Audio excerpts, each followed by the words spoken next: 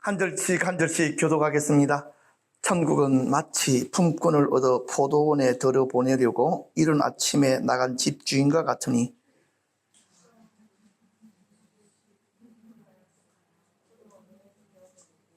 또 제3시에 나가보니 장터에 놀고 서 있는 사람들이 또 있는지라.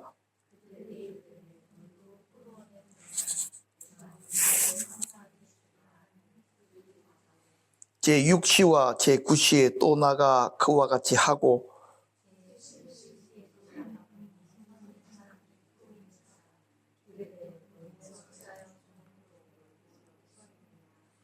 이르되 우리는 품꾼으로 쓰는 이가 없음이니이다. 이르되 너희도 포도원에 들어가라 하니라.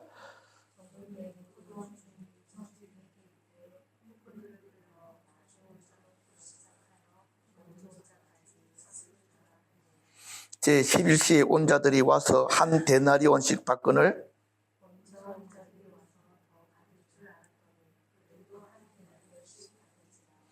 받은 후 집주인을 원망하여 이르되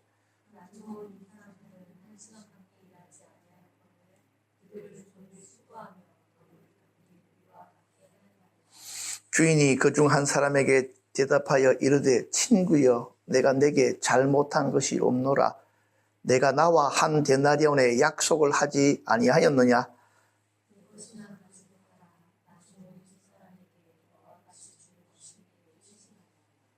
내 것을 가지고 내 뜻대로 할 것이 아니냐? 내가 선함으로 내가 악하게 보느냐?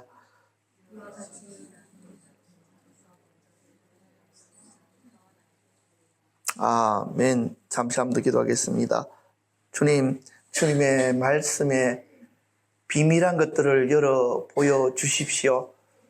말씀 안에 있는 하나님의 마음을 저희들에게 나타내 주십시오.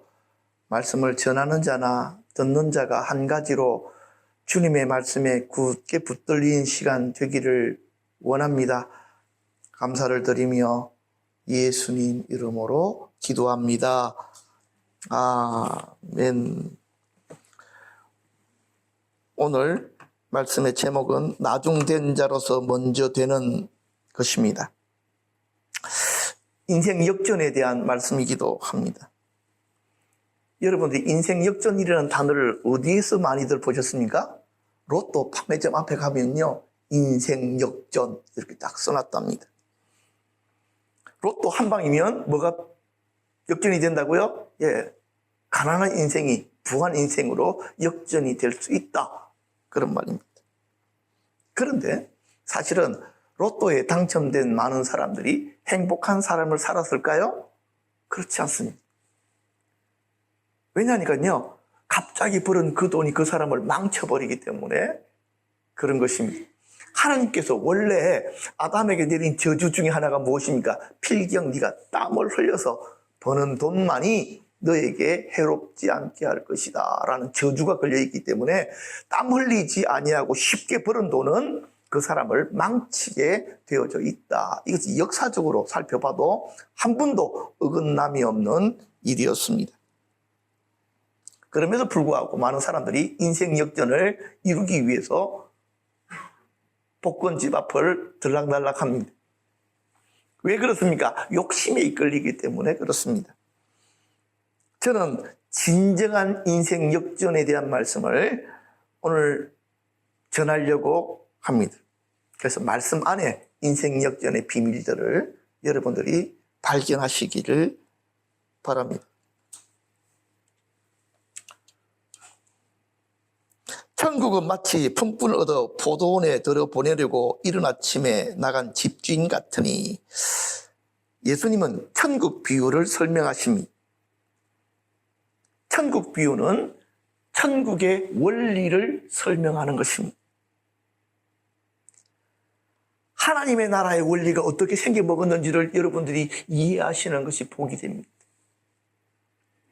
왜냐하니까요, 천국을 경험하려면 이런 영적인 원리를 따라 살아야 된다. 이것을 말씀하시기 위해서 비유로 우리들에게 설명하신 것이기 때문에 그렇습니다.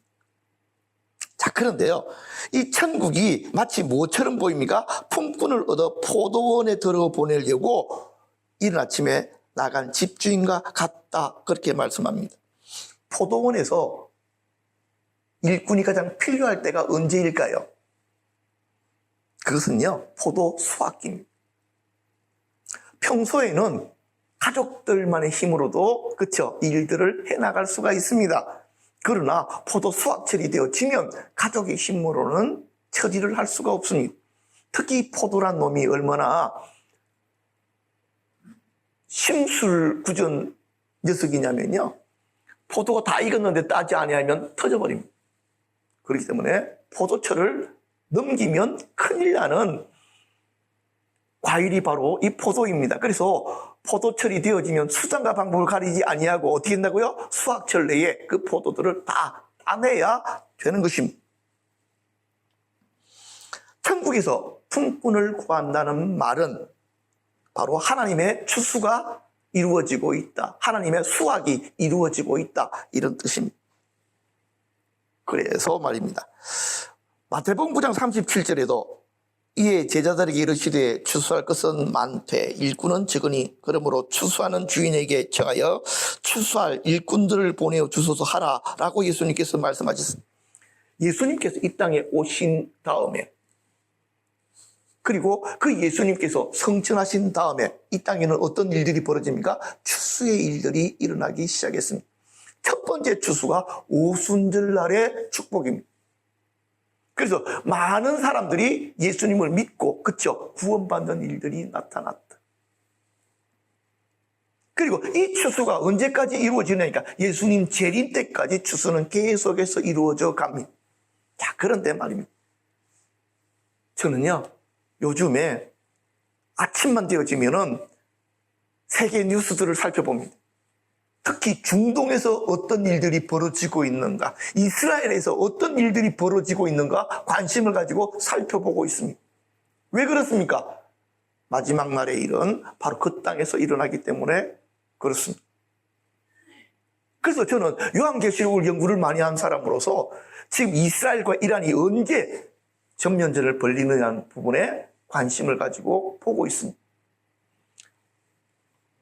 왜요? 이 이란이 바로 바벨론이 그 땅에서 있었기 때문에 그렇습니다. 오늘 핵심은 그것이 아니니까 그것은 잠시 다음에 말할 기회가 있으면 전하도록 하고요. 어찌 되어졌든지 하나님의 추수의 때가 끝나가고 있다. 아멘? 추수하고 싶어도, 전도하고 싶어도 전도할 수 없는 시즌이 가까워져 오고 있다. 이 사실들을 여러분들이 이해하십시오. 그렇기 때문에 지금도 하나님 나라에서는 누구를 자꾸만 불러드립니까? 일꾼들을 불러드립니다. 어디로 불러드립니까? 그 포도원이 의미하는 것은요, 바로 한번 읽어볼까요? 이사야서 5장 7절 시작. 무릇 만군의 여호와의 포도원은 이스라엘 족속이요 그가 기뻐하시는 나무는 유다 사람이라. 이걸 좀 바꾸면 포도원은 교회다, 이렇게 말씀을 드릴 수가 있습니다. 하나님의 포도원에 일할 사람들을 불러 모으고 계십니다. 어떤 사람들? 생명을 구원할 사람들을 불러 모으고 계십니다. 왜? 추수의 시즌이 다 끝나가기 때문에. 우리가 그 일로 지금 부르심을 받았다, 요거를 여러분들 마음들 속에 명확하게 이해하고 있어야 됩니다. 포도원의 주인들은 수확철이 되면 이른 새벽에 인력시장에 나가서 일할 사람들을 구하게 됩니다. 어떤 일꾼을 구하느냐에 따라서 그렇죠, 한 해 농사가 결정이 됩니다. 그래서 새벽 6시가 되기 전에 인력시장에 나가서 일꾼들은 가장 건강한 사람, 가장 젊은 사람, 가장 숙련된 사람들을 선택해서 자기 포도원으로 데리고 들어가게 됩니다. 그리고 그때 각 사람에게 주어지는 일당이 한 데나리온입니다.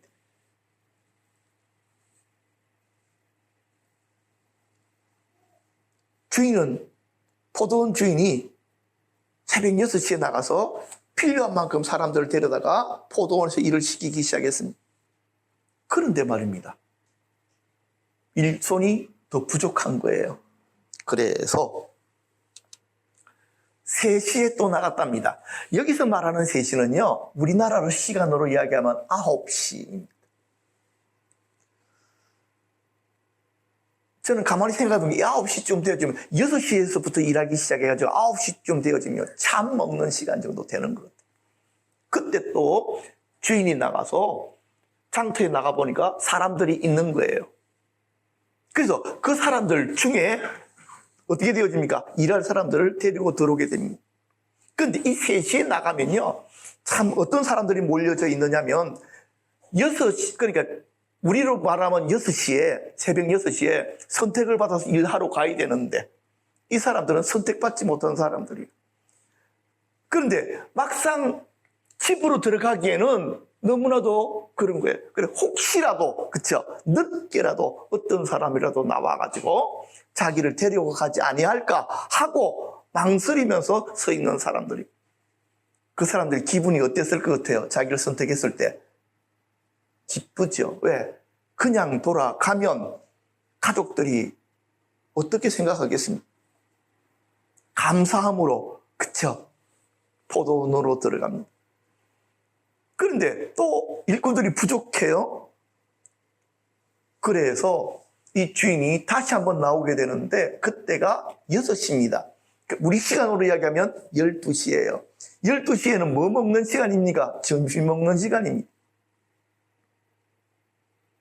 이 정도 되어지면요, 사람들은, 장터에 있는 사람들은 어떻게 되어집니까? 예, 누군가가 나와서 나를 데리고 갈 것을 전혀 생각하지 않습니다. 집으로 돌아갈 사람들은 다 돌아가 버렸습니다. 그럼에도 불구하고 장터에서 서성거리는 사람들이 있더라는 것입니다. 이 사람들은 어떤 이유로든지 일을 하기엔 조금 부족한 사람들입니다. 그렇지만 주인은 그것에 개의치 아니하고 일할 수 있는 사람들을 모아다가 다시금 들어가게 됩니다. 근데 놀라운 것은요, 몇 시에도 또 나가게 되냐니까 9시에도 또 나가게 됩니다. 왜요? 일꾼이 부족하니까. 저는 목사님들을 만나잖아요. 목사님들마다 뭐라고 이야기하는 줄 아세요? 큰 교회 목사님들도 우리 교회 일꾼이 부족해. 작은 교회 목사님들은 더 이야기합니다. 우리 교회 진짜 일꾼이 부족해. 우리 교회는 일꾼이 남아가지고 정말 철철 넘쳐.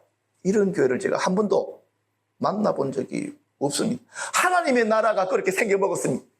하나님의 나라에 일꾼들이 부족합니다. 그래서 불러드리는 것입니다. 함께 쓰시고 싶은 일꾼들을 불러드리시는 것입니다. 바로 여러분들이 그 부르심을 따라서 하나님의 포도원이 교회로 나오게 된 것입니다. 오후 3시에 다른 말로 이야기하면요, 지금 성경에서는 9시잖아요. 오후 3시 되면 사실은 일꾼들이 필요 없는 시기이기도 합니다.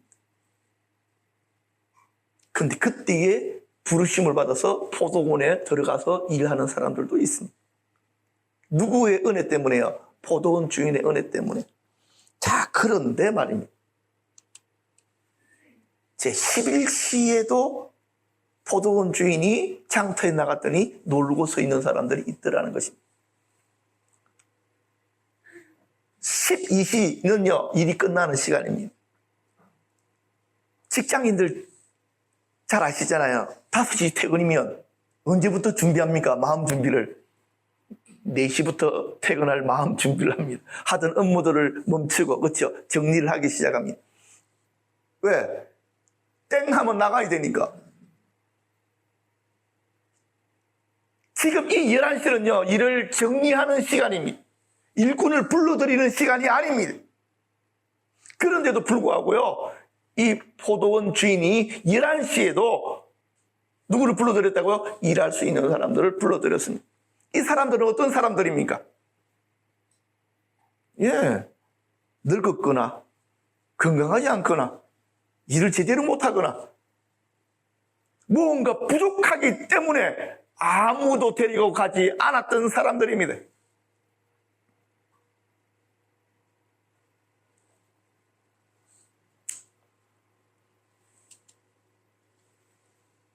한번 읽어보십시다. 고린도전서 1장 26절 시작. 형제들아 너희를 부르심을 보라. 육체를 따라 지혜로운 자가 많지 아니하며 능한 자가 많지 아니하며 문볼 좋은 자가 많지 아니하며. 똑똑한 사람들은 벌써 다른 데 가서 일하고 있어. 잘난 사람들도 다른 데 다 가서 일하고 있어. 교회에 온 일꾼들을 보니까 조금 부족해. 다 성격 안 좋은 사람들, 고집스러운 사람들, 말 안 듣는 사람들. 어떤 사람들은 이렇게 이야기할 수 있습니다. 아, 교회가 뭐 이래요? 교회가 원래 이렇게 생겨먹었어. 왜? 하나님의 부르심을 늦게 받은 자들이 모인 곳이 교회니까. 자, 그런데요, 여러분 이것을 한번 생각 한번 해보십시오. 여러분들이 11시에 부르심을 받았어. 기분이 어떨 것 같아요? 아, 나 같은 사람에게도 일할 수 있는 기회를 주는구나. 얼마나 줄지는 모르지만 내가 가서 오늘, 그쵸? 열심히 일하면 내일 나를 아침부터 불러서 일 시켜주겠구나. 나 같은 사람도 일할 수 있는 기회가 있구나. 그렇게 생각을 했을 것입니다. 그런데 또한 다른 측면에서 보면요, 이 11시에 부르심을 받은 사람은 사실은 주인이 몇 번을 나갔습니까? 네, 0시, 3시, 6시, 9시 앞에서 벌써 4번씩이나 장터로 사람들을 부르러 왔습니다. 근데 그때에 이런 사람들은요, 뭐 했다고요? 그 주인의 부르심에 뭐 하지 않았다? 응답하지 않았던 것입니다. 하나님께서 우리들 계속해서 부르고 계셨습니다. 어디로 들어오라고? 교회로 들어오라고. 좀 이것을 이 시간을 나이대로 이야기하면, 그쵸? 나이대로 이야기하면 어린 시절에 친구들을 통해서 교회에 오라는 소식을 들었어. 근데 왜? 나는 교회에서 노는 것보다 친구들하고 밖에서 게임장에서 게임하는 게 훨씬 재밌어.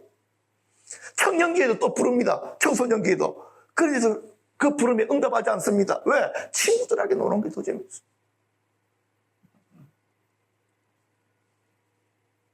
청년기에도 부릅니다. 그때도 들어오지 않습니다. 왜? 세상에서 돈 벌고 노는 것이 훨씬 재밌습니까?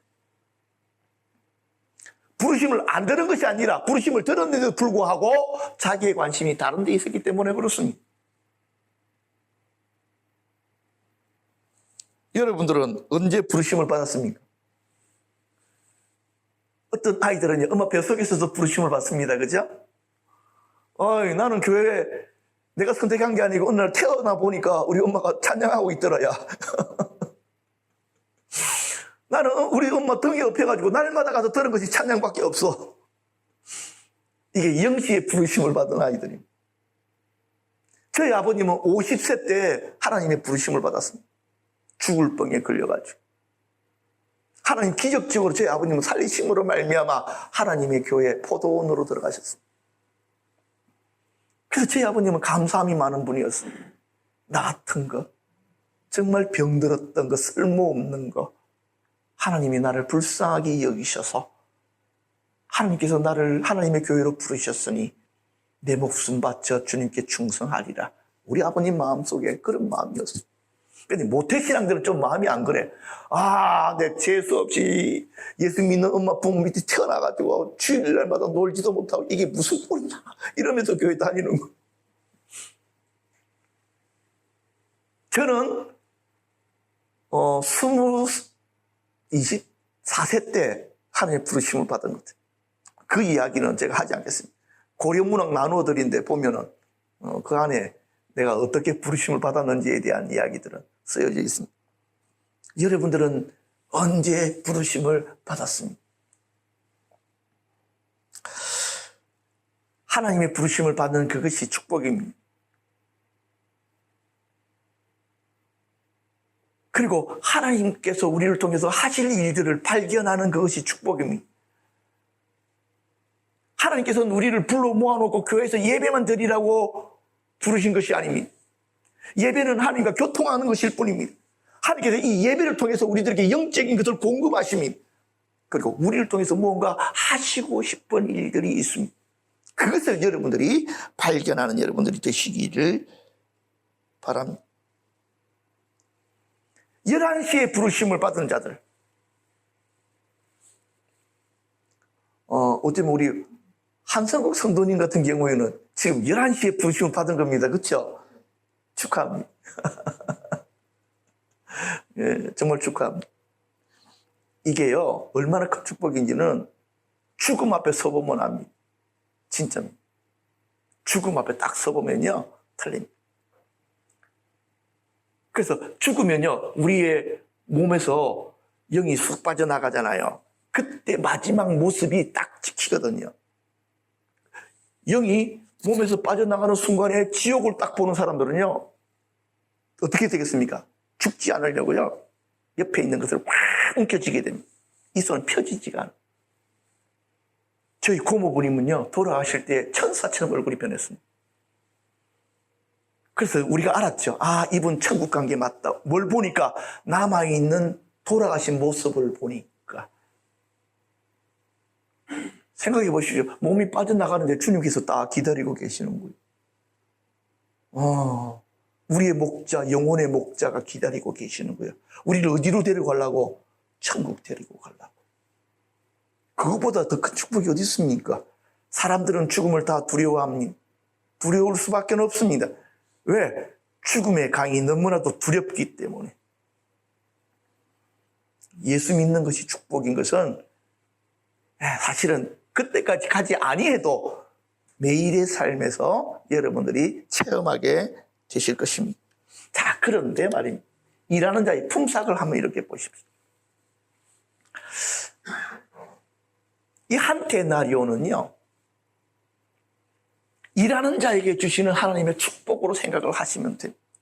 하나님의 포도원에서 일하는 자들에게는 하나님께서 축복으로 응답해 주십니다. 어떤 사람이 이렇게 얘기합니다. 나는 교회를 위해서 봉사 열심히 했는데 이제 내 봉사 안 합니다. 왜? 사람들이 인정해 주지도 않고 난 힘들어 죽겠습니다. 근데 그 십자가 잘 지는 게 복이야. 왜? 보상이 한때가 있다니까. 지금 당장 내 삶 가운데 보상해 주지 않는다고 여러분들이 불평하지 마십시오. 우리 하나님은 계산에 능하신 분이시. 얼마나 계산에 능하시면 우리 머리카락 숫자도 다 센답니다. 그래서 저는 그 성경을 보다가 하나님 할 일도 없으셔. 왜 남의 머리에 있는 머리카락 숫자를 세셔? 쓸모도 없고 나도 세지도 않는데. 하나님은 모든 것에 대해서 정확하심이, 실수하지 아니하심. 그 포도원에 일한 자들에게 그냥 무료로, 그렇죠? 일시키지 아니하심이. 그런데 이 포도원 주인이 사람들을 다 불러 모아놓고 누구부터 돈을 나눠줍니까? 마지막 온 11시에 들어온 사람에게 품삯을 주는데, 사실은요, 이 사람은 8시간 중에 1시간밖에 일 안 했잖아요. 그러면 얼마를 줘야 정확한 거예요? 8분의 1 데나리온을 줘야지만이 일한 것에 대한 품삯이 돼. 맞죠? 근데 이 양반이 얼마나 주느냐니까 바로 1시간 일한 그 사람에게 한 데나리온을 줍니다. 여기서 여러분들은 무엇을 발견할 수 있습니까? 하나님의 나라는요, 일한 만큼 주는 것이 아니라 하나님의 은혜만큼 주는 것입니다. 아시겠습니까, 여러분? 하나님은 일한 만큼 주시는 것이 아니고 하나님의 은혜만큼 주십니다. 예수님은 착한 자들만을 위해서 죽으신 것이 아니고요, 문제 많은 사람들을 위해서도 죽으셨어요. 예수 믿는 모든 사람들이 구원받도록 하신 거예요. 그게 1데나리온에 속해져 있는, 모든 사람들이 받는 은혜는 같다.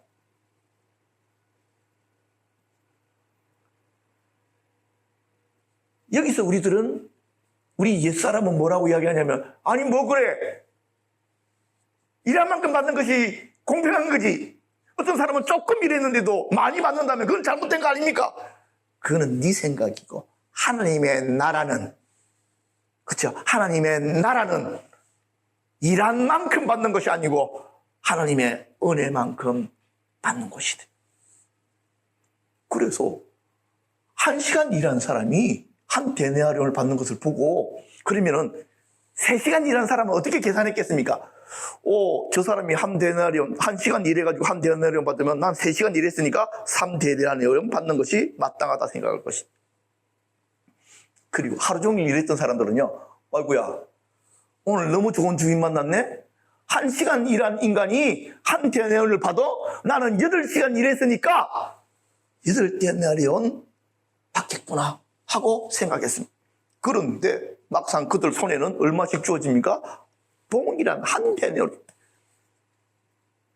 그러니까요, 그 사람들이 뭐라고 이야기합니까? 공평하지 않습니다. 우리처럼 하루 종일 일하는 사람도 어떻게 지금 잠시 왔다가 가는 사람하고 똑같이 줍니까? 나는 이거 받아들일 수 없습니다. 지금 그렇게 한 거 아닙니까? 혹시 여러분들 이런 마음 가지고 계신 거 아닙니까? 저도 어떤 때는 이렇게 보면요, 교회 안에 모태신앙부터 계속 큰 사람들 같은 경우에 하나님의 은사가 잘 안 나와. 이상하게. 그런데 늦게 예수 믿었는데 하나님 은사를 금방 받아. 그러면 모태신앙들은 배가 아픈 거야. 아니, 나는 엄마 뱃속에서부터 교회 다녔는데 기도도 많이 하고 봉사도 많이 하고 주일학교도 우선 성적으로 졸업했는데 하나님 왜 내게는 그런 은사를 잘 안 주십니까? 저 사람은 교회 나온 지도 얼마 안 됐고, 저 사람 부모님은 예수도 안 믿었고, 그쵸? 저 사람 제대로 주일학교도 안 나온 사람인데 어떻게 저렇게 신령한 은사를 받아서 저렇게 입으로 방언도 발발발발 하고 사람들이 위에 손을 올리면 신의 은사도 드러나고, 왜 그렇습니까? 하나님은 공평하지 않으세요. 이렇게 이야기할 거라고. 그런데 그 이야기가 지금 어디에 다 기록이 되어졌습니까? 이 포도원 품꾼 비유에 다 들어가 있는 거예요. 하나님은 공평하지 않습니다. 내가 얼마나 교회를 위해서 수고만 했는데 내가 더 받아야지. 왜 내가 똑같이 받습니까?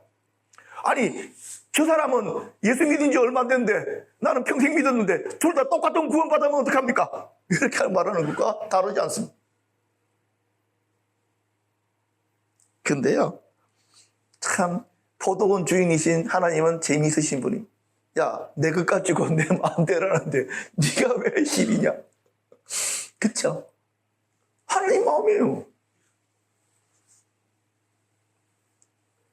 하나님께 더 주시고 싶은 것은 하나님의 마음.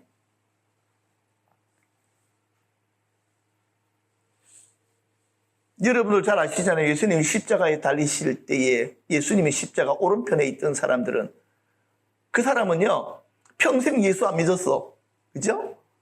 그러다가 예수님하고 십자가에 달려가지고 한마디밖에 안 했어. 주여, 혹시 낙원에 가실 때 한 번만이라도 나를 생각해 주시면 좋겠습니다. 그랬더니 예수님께서 네가 오늘 나와 함께 천국에 있을 것이다. 말 한마디 옆에 잘 거들었다가 바로 천국 가버린 거야. 그런데 우리는 이 사람을 보고 잘못했습니다. 수업 주님, 이거 안 됩니다. 이거 안 됩니다. 내가 베드로가, 그쵸? 주님, 나는 3년이나 예수님 따라다녔습니다. 제가 한 게 뭐가 있습니까? 그쵸? 그냥 옆에서 주님, 나를 불쌍히 여기셔서 그냥 주님 천국 가실 때 나 한번 생각해 주십시오 한 말 그거밖에 안 했는데, 저런 애들 천국 받으면 안 됩니다. 만약 그런 생각이 있다면 우리들에게 뭔가 이 생각 자체가 천국의 원리로 우리 생각이 정리가 안 되어 있다. 우리는 뭐라고 해야 되는지 아십니까? 주님 감사합니다.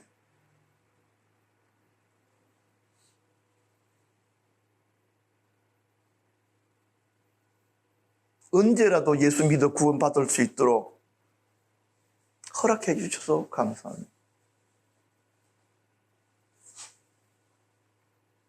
나를 일찍 부르셔서 하나님의 포도원에서 일할 수 있도록 훈련받게 해주셔서 감사합니다. 세상에서 방황하고 헤매고 그렇게 살지 않고 어렸을 때부터 하나님의 포도원에서 하나님의 은혜 속에 살 수 있도록 키워주셔서 감사합니다.